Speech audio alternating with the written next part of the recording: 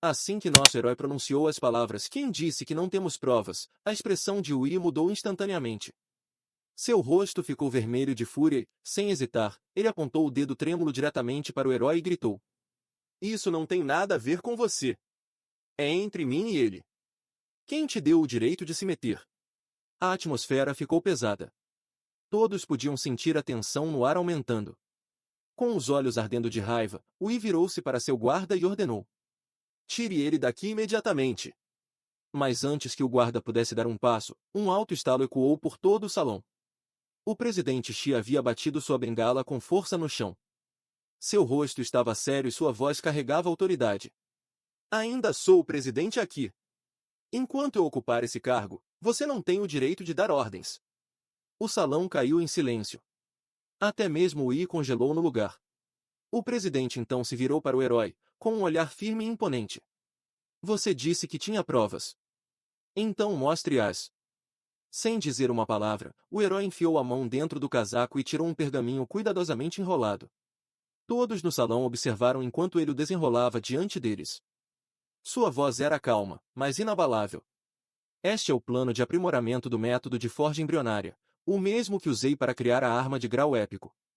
Esse método foi desenvolvido e aperfeiçoado pessoalmente pelo ancião Zhang."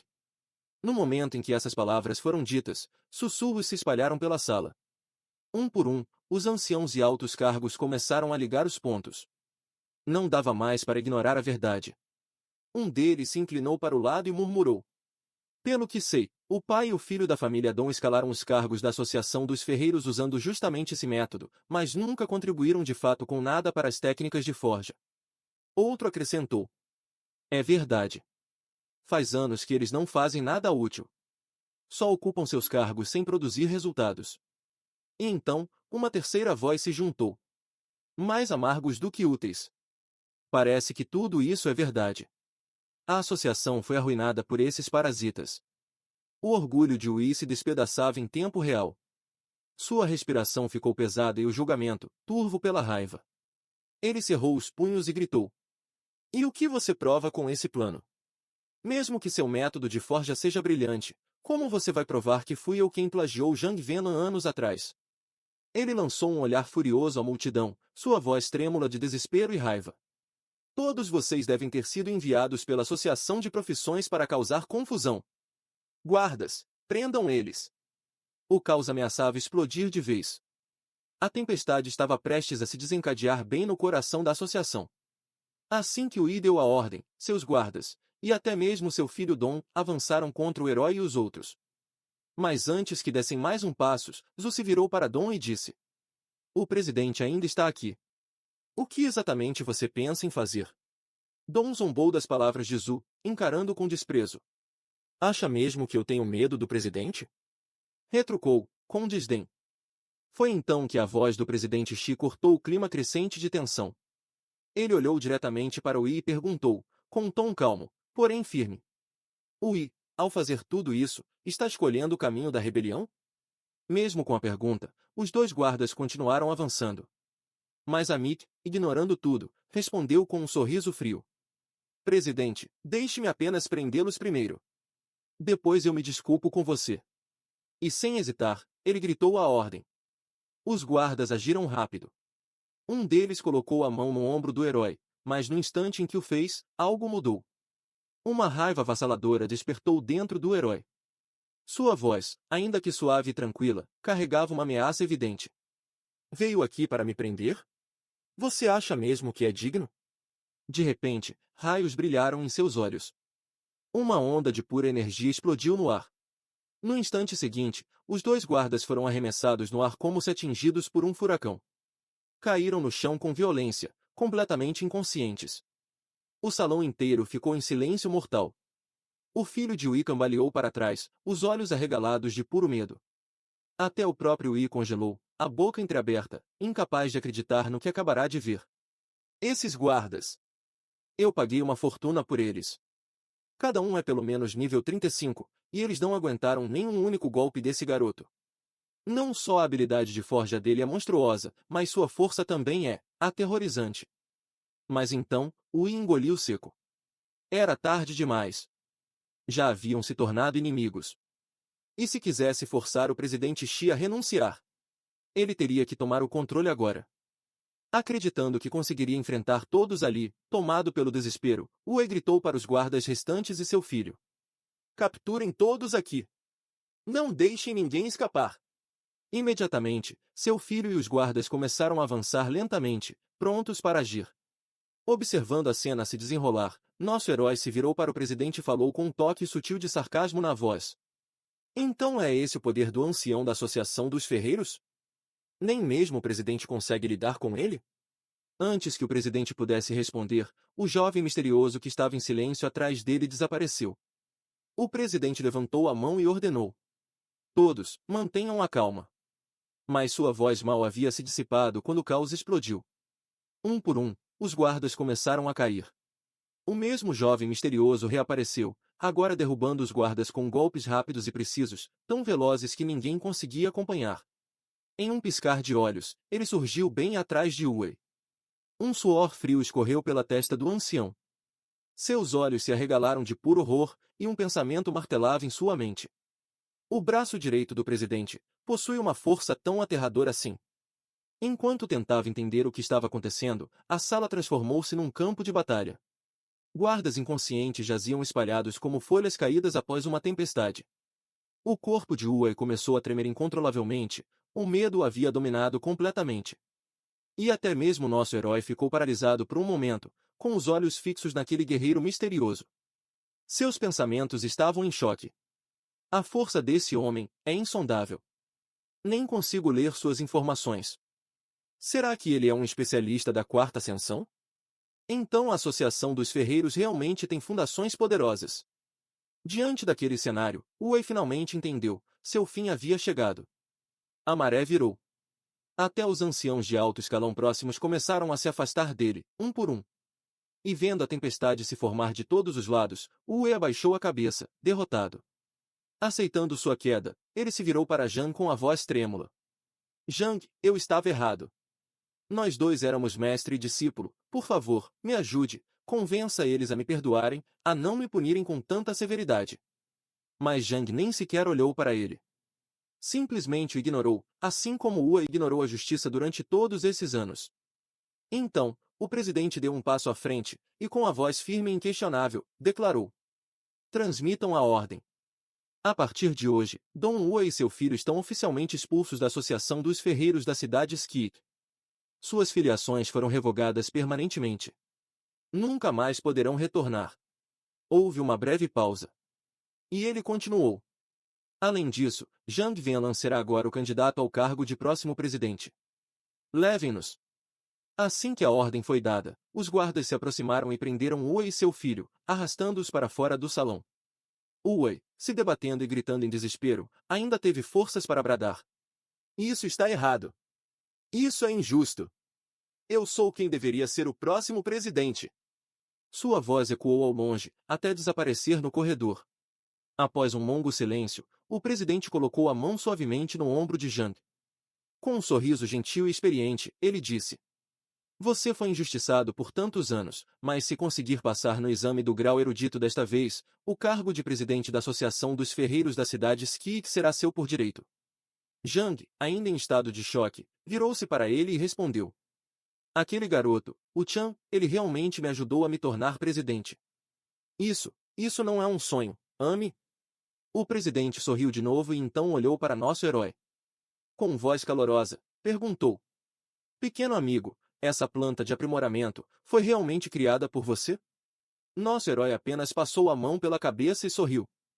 Foi sim. Mas também foi graças à orientação do ancião Zhang que consegui chegar até aqui. O presidente desviou o olhar, fitando o horizonte. Suspirou, com um toque de melancolia.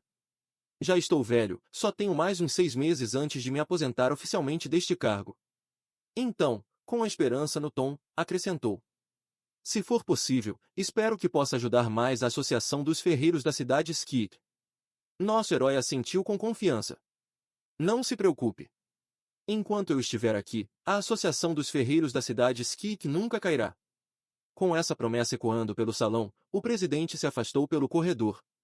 E no meio do silêncio, o jovem misterioso que sempre seguia o presidente finalmente falou. Elder Shi, eu não entendo. Dong Huai era de fato vil, mas entregar toda a associação dos ferreiros a Zhang Venan. Isso não significa que, no futuro, a associação cairá sob o controle de Xian Caimo? O presidente Xi não hesitou nem por um segundo. Sua resposta foi clara e resoluta. No continente do Apocalipse, não importa o quão talentoso seja um ferreiro, ainda é apenas uma profissão secundária. Sem o apoio de uma grande guilda, não há caminho viável. E entre permitir que aquele idiota do Dong Huai destrua nosso legado ou deixar que a associação siga alguém verdadeiramente poderoso, eu escolho a segunda opção. Ele se virou levemente, os olhos brilhando com um entendimento mais profundo. Xian Caimo não é alguém comum. Com a associação nas mãos dele, eu garanto, nosso futuro será muito mais forte do que jamais foi. Os dias passaram como a calmaria após a tempestade. No coração da cidade Pico Celeste, as chamas da forja agora dançavam em um novo ritmo. Onde antes pairavam sombras de traição, um novo amanhecer havia chegado. Zhang, o discípulo outrora ignorado, agora se erguia com orgulho. O novo presidente de grau erudito da Associação dos Ferreiros. O salão cerimonial se encheu de passos respeitosos conforme os membros do Alto Conselho chegavam para lhe oferecer suas congratulações.